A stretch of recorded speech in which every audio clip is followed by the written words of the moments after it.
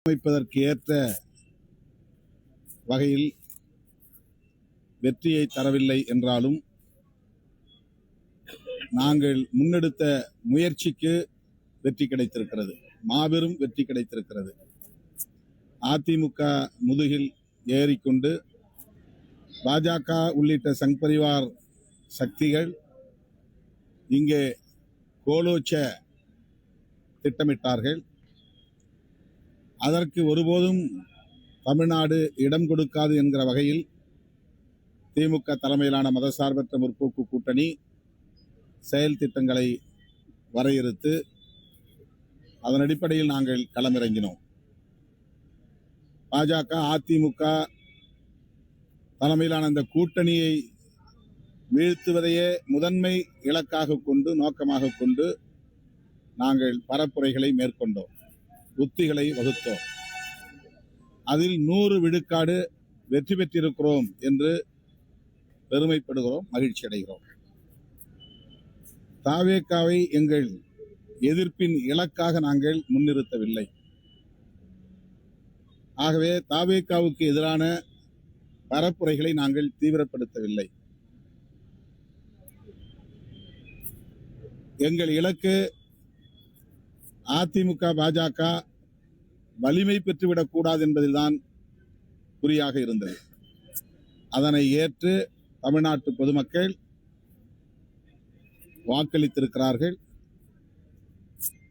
அது முழுமையாக எங்கள் கூட்டணியை நோக்கி வந்து சேரவில்லை என்பது வருத்தமளித்தாலும் இது எங்களுக்கு கிடைத்த மாபெரும் வெற்றி. தமிழ்நாட்டில் இனி சங் பரிவார்கள் வாலாட்ட முடியாது. இங்கே காலூன்றுவதற்கு இனி அவர்கள் எந்த முயற்சியையும் மேற்கொள்ள முடியாது. அதற்கு ஏற்ப தமிழ்நாட்டு மக்கள் வாக்களித்திருக்கிறார்கள்.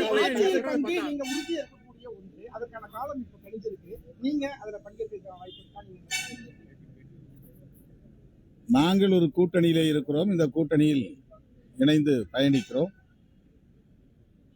எனவே தமிழ்நாட்டின் அரசியல் சூழலை, சமூக நீதி அரசியல் சூழலை பாதுகாக்க வேண்டும் என்பதில் குறியாக இருக்கிறோம், உறுதியாக இருக்கிறோம். இந்த கூட்டணியில் அங்கவகிக்கும் பல கட்சிகளுள் இடதுசாரி கட்சிகளோடு நாங்கள் கருத்தியல் ரீதியாக இணக்கமாக இருக்கிறோம், தொடர்ந்து பயணிக்கிறோம்.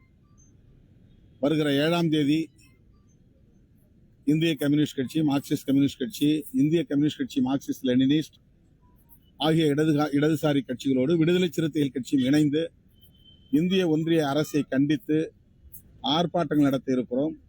இப்படி நாங்கள் களத்தில் கருத்தியலில் ஒருங்கிணைந்து செயல்படுவோம். எந்த முடிவையும் அப்படி ஒருங்கிணைந்து எடுக்க எண்ணி இருக்கிறோம்.